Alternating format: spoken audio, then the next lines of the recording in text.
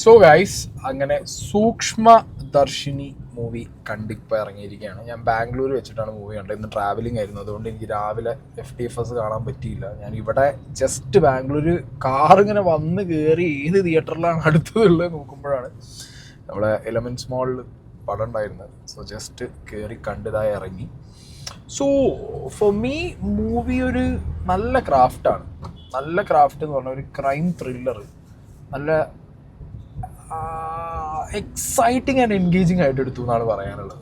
അതായത് ഒരു ആവറേജ് ഒന്നും പറയാൻ പോരാ, very above average, very top notch creation തന്നെ ഇതിന് പറയണം.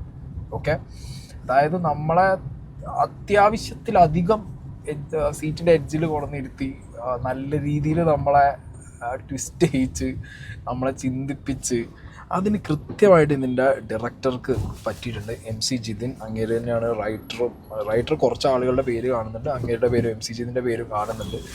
ആ ബ്രില്യൻ ഡയറക്ഷൻ എന്ന് പറയണം. കാരണം എനിക്ക് ഭയങ്കരമായിട്ട് ഇഷ്ടമാകാൻ കാരണം ഇതിൻ്റെ ബ്ലെൻഡിങ് ഉണ്ട്.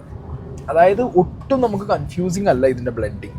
ചില സിനിമകൾ കാണും ഈ ക്രൈം ത്രില്ലേഴ്സ്, നമുക്ക് ബ്ലെൻഡ് ചെയ്യുന്ന രീതി, ഡയറക്ടർ ബ്ലെൻഡ് ചെയ്ത് വെക്കുന്ന ഒരു രീതിയുണ്ട് സ്ക്രീൻ പ്ലേ, അതിലൂടെ നമുക്ക് ചിലപ്പോൾ കൺഫ്യൂസ്ഡ് ആവാൻ ചാൻസ് ഉണ്ട്. പക്ഷേ ഇതിനകത്ത് അങ്ങനത്തെ ഒരു സ്കീം ഇല്ല.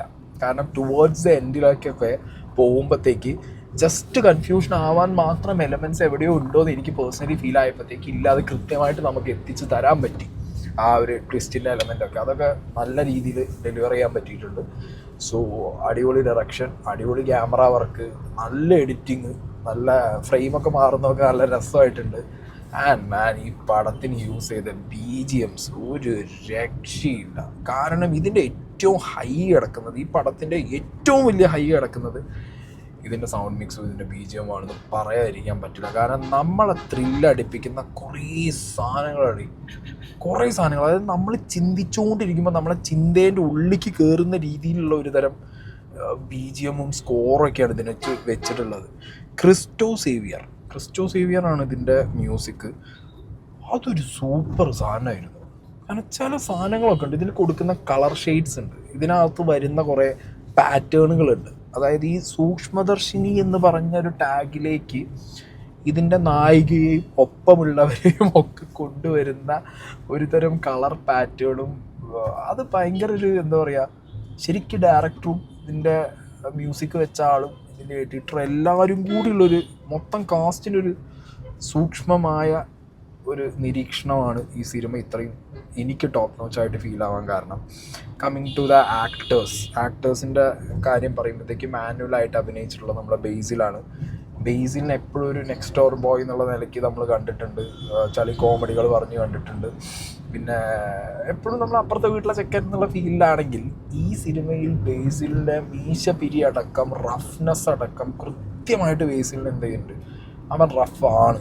ഈ ക്യാരക്ടർ അങ്ങനെയാണ്. നമുക്ക് ഒരിക്കലും ഇത് ബേസിൽ ആ ഒരു നെക്സ്റ്റ് ഡോർ ബോയ് ചെയ്തൊരു ക്യാരക്ടറാണ് ഈ മാനുവൽ എന്നുള്ളത് ഒരിക്കലും എവിടെയും ഫീൽ ചെയ്തിട്ടില്ല. അത് ബേസിൽ കൃത്യമായിട്ട് ആ മീറ്റർ പിടിച്ചു പോകാൻ ബേസിലിനെ കൊണ്ട് പറ്റിയിട്ടുണ്ട്.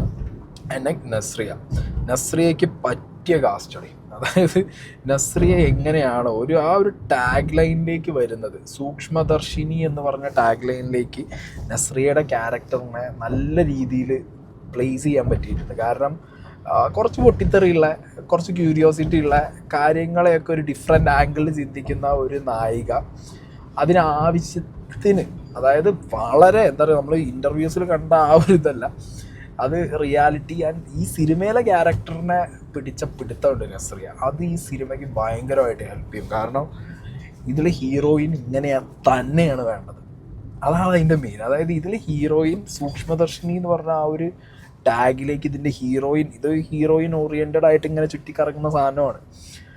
അതിലേക്ക് നസ്രിയെ കൊണ്ടുവരുന്ന കുറച്ച് ഫ്ലേവേഴ്സ് ഉണ്ട്. ഫാമിലിയോട് വരുമ്പോൾ ആ ഒരു ഫാമിലി സാധനം, കള്ളത്തരം കാണിക്കുമ്പോൾ ആ ഒരു കള്ളത്തരത്തിൻ്റെ സാധനം, ക്യൂരിയോസിറ്റി വരുമ്പോൾ ക്യൂരിയോസിറ്റി, പിന്നെ കുറച്ച് ഈ പറഞ്ഞ മരം കയറിയ ആ ഒരു എലമെൻറ്റ് സാധനങ്ങളൊക്കെ, അത് ഭയങ്കര അടിപൊളിയായിട്ട് നസ്രിയയ്ക്ക് അത് ചെയ്യാൻ പറ്റിയിട്ടുണ്ട്. ഹാറ്റ്സ് ഓഫ്, അടിപൊളിയായിട്ടുണ്ട്. ബേസിൽ അടിപൊളി, നസ്രിയ അടിപൊളി, സിദ്ധാർത്ഥ് ഭരതനുണ്ട്. അങ്ങനെ പിന്നെ നസ്രിയേൻ്റെ ഒപ്പമുള്ളൊരു ഗേൾ ഗ്യാങ് ഉണ്ട്, അവരൊക്കെ നല്ല കിടിലനായിട്ട് ചെയ്തിട്ടുണ്ട്. ഓക്കെ, ആൻഡ് ഈ സിനിമയുടെ കഥയിലേക്ക് വരുമ്പോൾ ഇതൊരു മേജർ സ്പോയിലർ ആവും. ഇതിൻ്റെ കഥയും കാര്യങ്ങളൊക്കെ ആരെങ്കിലും പറഞ്ഞു കഴിഞ്ഞാൽ ഞാനത് പറയാൻ പോകുന്നില്ല. ഒരു ബേസിലിൻ്റെ ക്യാരക്ടർ, ആ ക്യാരക്ടറിൻ്റെ ഒരു ബിൽഡപ്പ്, ആ ക്യാരക്ടർ ബിൽഡപ്പിനെ ചുറ്റിപ്പറ്റിയിട്ട് നടക്കുന്ന അവരുടെ വീട്ടിൽ നടക്കുന്ന കുറച്ച് ഇവൻറ്റ്സ്, ആ ഇവൻറ്റിലേക്ക് നമ്മുടെ നസ്രിയയുടെ എന്താ പറയുക കുറച്ച് നസ്രിയയുടേതായിട്ടുള്ള കുറച്ച് എലമെൻറ്റുകളുണ്ട്. പൊട്ടിത്തെറിയാണെങ്കിൽ പൊട്ടിത്തെറി, അല്ലെങ്കിൽ ഒളിഞ്ഞോട്ടമാണെങ്കിൽ ഒളിഞ്ഞോട്ടം, അങ്ങനത്തെ കുറേ സാധനങ്ങളിലൂടെ വരുന്ന കുറച്ചധികം ഇൻവെസ്റ്റിഗേഷൻ സാധനങ്ങൾ. ഓക്കെ, അത് അമ്മ റിലേറ്റഡ് ആയിട്ടുള്ള ഒരു കാര്യമാണ്. ഓക്കെ, അത് എങ്ങനെയാണോ അതിൻ്റെ ഫസ്റ്റ് പാർട്ടിൻ്റെ ഒരു ക്യാരക്ടർ ബിൽഡപ്പും ആ ഒരു സാധനങ്ങളൊക്കെ ഭയങ്കര നമുക്കിങ്ങനെ തോന്നും, സെക്കൻഡ് ഹാഫിൽ എന്ത് നടക്കും എന്നുള്ളത് കൃത്യമായിട്ട് നമ്മളതുകൊണ്ട് ചിന്തിപ്പിക്കാൻ പറ്റിയിട്ടുണ്ട്. ആൻഡ് നമ്മൾ ചിന്തിച്ചതിനപ്പുറത്തേക്ക് ഒരു സാധനം കൊണ്ടുവരാൻ സെക്കൻഡ് ഹാഫിലും കഴിഞ്ഞിട്ടുണ്ട്. ആൻഡ് ഞാൻ രാവിലെ എല്ലാ പടം കണ്ടത്, കുറേ പേര് എനിക്ക് പേഴ്സണലി മെസ്സേജ് അയച്ചിട്ട് പറഞ്ഞു ദൃശ്യത്തേക്കാൾ അങ്ങനെ ഒരു കമ്പാരിസൺ ഇതിൻ്റെ ആവശ്യമുണ്ടെന്ന് എനിക്ക് തോന്നുന്നില്ല. ദൃശ്യം ഈസ് ദൃശ്യം, സൂക്ഷ്മദർശിനി എനിക്കിപ്പോഴും എൻ്റെ ലിസ്റ്റിൽ ദൃശ്യം തന്നെയാണ് അടിപൊളി. കാരണം അതങ്ങനെയാണ്, ദൃശ്യം വേറൊരു കൈൻഡ് ഓഫ് സാധനമാണ്, ഇത് വേറൊരു ലെവൽ സാധനം. പക്ഷേ ഇത് സെക്കൻഡ് ഹാഫിലേക്ക് നമ്മൾ കയറി വരുമ്പോഴത്തേക്ക് നമ്മുടെ ഇമാജിനേഷനിൽ എവിടെയും വരാത്തതായിട്ടുള്ള കുറച്ച് ട്വിസ്റ്റുകൾ ഇതിനകത്ത് നമുക്ക് ഭയങ്കര ത്രിൽ ഫീലിംഗ് കൊണ്ടുവന്നു. അതുതന്നെയാണ് ഇതിൻ്റെ USP second പാർട്ടിൻ്റെ.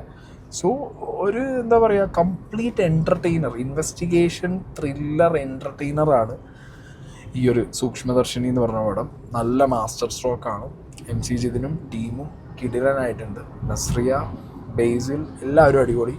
So must watch. തിയേറ്ററിൽ മിസ് ചെയ്യേണ്ട നിങ്ങൾ. കാരണം ഇങ്ങനത്തെ ഇൻവെസ്റ്റിഗേഷൻ ത്രില്ലേഴ്സ് ഇറങ്ങുമ്പോൾ പ്രശ്നം എന്ന് പറഞ്ഞു കഴിഞ്ഞാൽ നമ്മൾ ഒരു ദിവസം കഴിഞ്ഞ് നെക്സ്റ്റ് ഡേ തിയേറ്ററിലേക്ക് പോകുമ്പോഴത്തേക്ക് അതിൻ്റെ എന്ത് പോകും, മൊത്തം നമ്മുടെ തന്നെ ഫ്രഞ്ച് സർക്കിളിൽ നിന്ന് എല്ലാവരും പോയി കണ്ടിട്ട് എന്ത് ചെയ്യും, നമുക്കതിൻ്റെ ട്വിസ്റ്റും ടേണും അതിൻ്റെ ക്ലൈമാക്സും ഒക്കെ പറഞ്ഞു തരും. മനസ്സിലായോ? അപ്പോൾ അതിന് നിൽക്കേണ്ട നിങ്ങൾ മാക്സിമം ഇന്നോ നാളെയോ മറ്റന്നാളൊക്കെ ആയിട്ട് എല്ലാവരും കയറി കാണുക. ആൻഡ് സ്പോയിലർ ദയവ് ചെയ്തിട്ട് എന്ത് ചെയ്യുക, ഫ്രണ്ട്സിനെ വിളിച്ചിട്ട് മെസ്സേജ് അയച്ചിട്ട് പറയാതെ ഇരിക്കാം തെണ്ടികളെ.